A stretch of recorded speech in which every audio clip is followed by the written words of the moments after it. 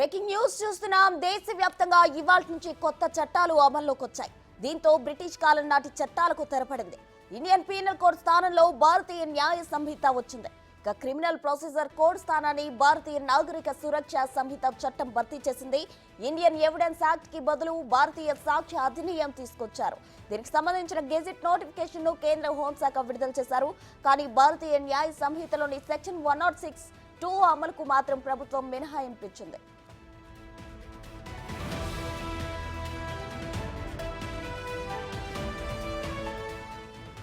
ఈ సెక్షన్ ప్రకారం వాహనాన్ని అతివేగంగా నిర్లక్ష్యంగా నడిపి ఒకరి మరణానికి కారణమైతే వాళ్లకు గరిష్టంగా 10 ఏళ్ల శిక్ష విధించాలి. అయితే దీన్ని తొలగించాలని దేశవ్యాప్తంగా ట్రక్ డ్రైవర్లు ఆందోళన చేస్తున్నారు. దీంతో తాత్కాలికంగా ఈ సెక్షన్ ను నిలిపివేస్తున్నట్లు నోటిఫికేషన్ లో కేంద్ర హోంశాఖ తెలిపింది. ఈ 3 చట్టాలకు సంబంధించిన బిల్లులను ఎన్డీఏ ప్రభుత్వం గతేడాది ఆగస్టు 11న లోక్సభలో ప్రవేశపెట్టింది. తర్వాత పార్లమెంటరీ స్థాయి సంఘం పరిశీలనకు కేంద్రం పంపింది. పార్లమెంటరీ స్థాయి సంఘం నివేదిక ఇచ్చిన తర్వాత డిసెంబర్ 20న లోక్సభలో, 21న రాజ్యసభలో బిల్లులకు ఆమోదం లభించింది. పార్లమెంట్ ఉభయ సభల్లో ఆమోదించిన చట్టాలకు డిసెంబర్ 25న రాష్ట్రపతి ద్రౌపది ముర్ము తన సమ్మతిని తెలిపారు.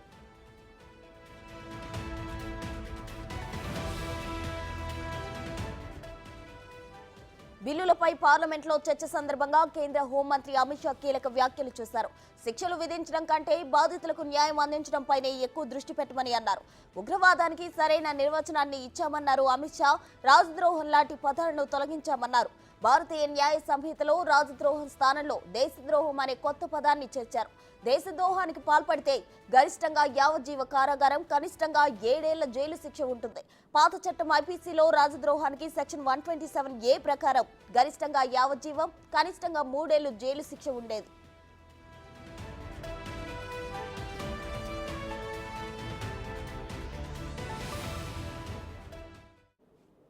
మరిన్ని వివరాలు మా ప్రతినిధి శివ లైవ్ లో అందించడానికి సిద్ధంగా ఉన్నారు. శివ, చెప్పండి. అయితే దేశవ్యాప్తంగా ఇవాళ నుంచి కొత్త చట్టాలు అయితే అమల్లోకి రానున్నాయి. ఒక చట్టానికి అయితే తాత్కాలికంగా మినహాయింపు ఇచ్చినట్లు తెలిసింది. ఓవరాల్ డీటెయిల్స్ ఏంటి?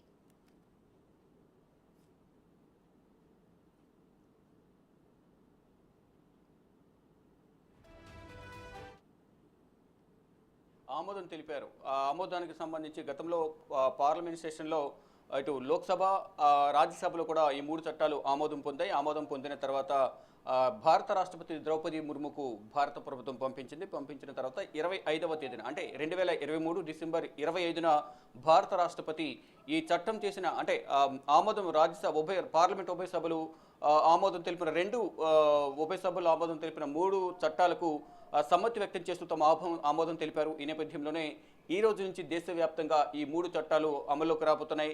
అంటే ఇండియన్ పీనల్ కోడ్ ఐపీసీ, అలాగే సిఆర్పిసి క్రిమినల్ ప్రొసీజర్ కోడ్, అలాగే Indian act, Indian evidence act, ఈ 3 ప్లేసుల్లో భారత న్యాయ సంహిత, అలాగే భారత న్యాయ సురక్ష సంహిత, మరోవైపు భారత సాక్ష్య అధినియం, ఈ 3 చట్టాలు అనేవి అమల్లోకి రాబోతున్నాయి. అయితే ఈ సాధ్యాలపై గత పార్లమెంట్ సెషన్లో 2023 ఆగస్టు 11న పార్లమెంటరీ స్థాయి సంఘానికి దీన్ని పంపించిన తర్వాత పార్లమెంటరీ స్థాయి సంఘం ఒక నివేదికనిచ్చింది. ఆ నివేదిక ఇచ్చిన తర్వాత అప్పటి ప్రభుత్వం ఎన్డీఏ 2వ ప్రభుత్వం ఇటు పార్లమెంట్ ఉభయ సభల్లో కూడా బిల్లును ప్రవేశపెట్టిన తర్వాత లోక్సభలో డిసెంబర్ 21, రాజ్యసభలో లోక్సభలో డిసెంబర్ 20, రాజ్యసభలో డిసెంబర్ 21న ఆమోదం తెలిపారు. ఈ బిల్లులు ఆమోదం తెలిపే క్రమంలో ఇవి సాధ్యం కాదు అంటూ కూడా పార్లమెంట్లో ప్రతిపక్ష పార్టీల నేతలు ఆందోళన నిర్వహించారు. దాదాపు 140 నుంచి 150 మంది ఎంపీలను సస్పెండ్ చేసి ఈ బిల్లును అమలు చేశారనేది ప్రతిపక్ష పార్టీలు గతంలోనే విమర్శలు చేశాయి.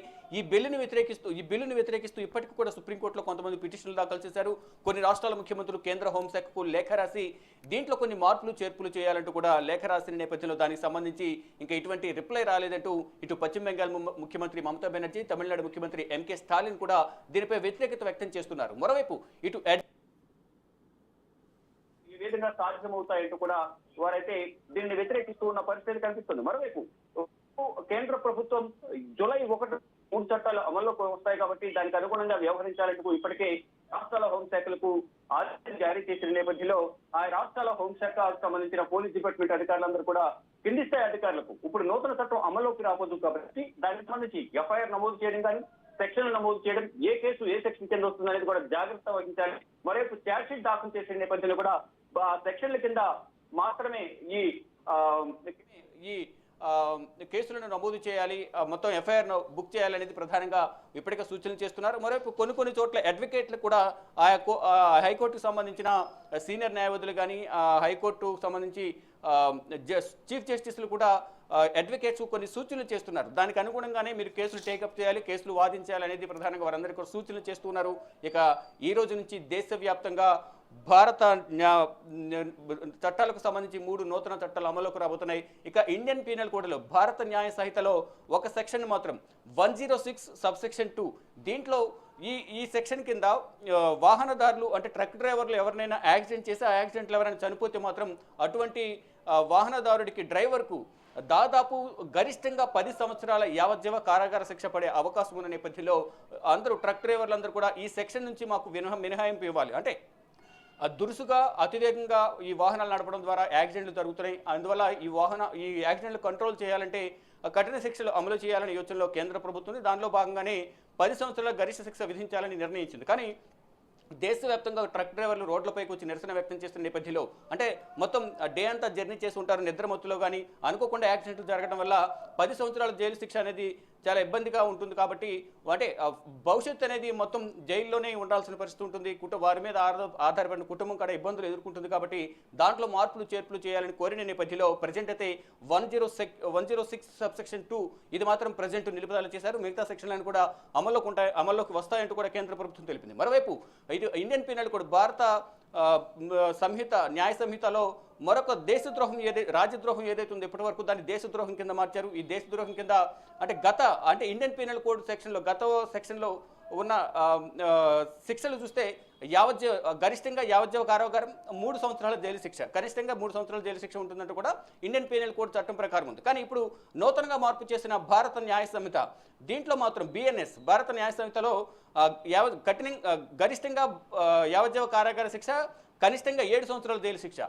దీనివల్ల కొంత ఇబ్బంది ఎదుర్కొనే అవకాశం ఉంటుంది. కాబట్టి కొంచెం మార్పులు చేర్పులు చేయాలనేది కొన్ని సూచనలు అయితే వస్తున్నాయి. ఇప్పటికీ ఇటు సుప్రీంకోర్టులో కూడా కొన్ని పిటిషన్లు దాఖలు చేస్తారు. ఇవి సాధ్యం కానీ వాటిని అమలు చేస్తున్నారు, ప్రజలపై భారం మోపుతున్నారు, ప్రజలను ఇబ్బంది పెట్టే విధంగా కూడా ఈ చట్టాలు ఉన్నాయనేది ప్రధానంగా దేశవ్యాప్తంగా కూడా కొంతమంది ఆందోళన వ్యక్తం చేస్తున్నారు. మరోవైపు ఇటు దేశద్రోహం కింద మార్పులు చేర్పులు చేశారు, అదే రాజద్రోహాన్ని దేశద్రోహం కింద మార్పులు చేర్పులు చేశారు, కొన్ని చట్టాలను మార్పులు చేశారు. కానీ మరికొన్ని వీటిలో కూడా కొన్ని వెసులుబాట్లు కల్పించాలి అనేది ప్రధానంగా దేశవ్యాప్తంగా అయితే నిరసన వ్యక్తం చేస్తూ ఉన్నారు. చూడాలి మరి ఏం జరగబోతుంది. ఈరోజు పార్లమెంట్ సెషన్లు ఉన్నాయి, ఒకవైపు నేటి నుంచి అమల్లోకి రాబోతోంది. కానీ దేశవ్యాప్తంగా ఆందోళనలు అయితే చేస్తూ ఉన్నారు. ఇప్పటికీ కొంతమంది లెటర్లు కేంద్ర హోంశాఖకు లేఖలు రాశారు. కానీ ఇప్పటి వరకు కేంద్ర హోంశాఖ నుంచి ఎటువంటి సమాధానం లేదు అనేది వారు చెప్తూ ఉన్నారు. చూడాలి మరి ఈరోజు పార్లమెంట్ సమావేశాలు 6వ రోజు ఉదయం 11 గంటలకు ప్రారంభం కాబోతున్నాయి. దీన్ని ఉద్దేశించి కూడా కొన్ని ప్రతిపక్ష పార్టీలు దీనిపై చర్చించాలని వాయిదా తీర్మానం కూడా ఇచ్చే అవకాశం అయితే ప్రధానంగా కనిపిస్తోంది. ప్రస్తుతం థ్యాంక్ యూ శివ.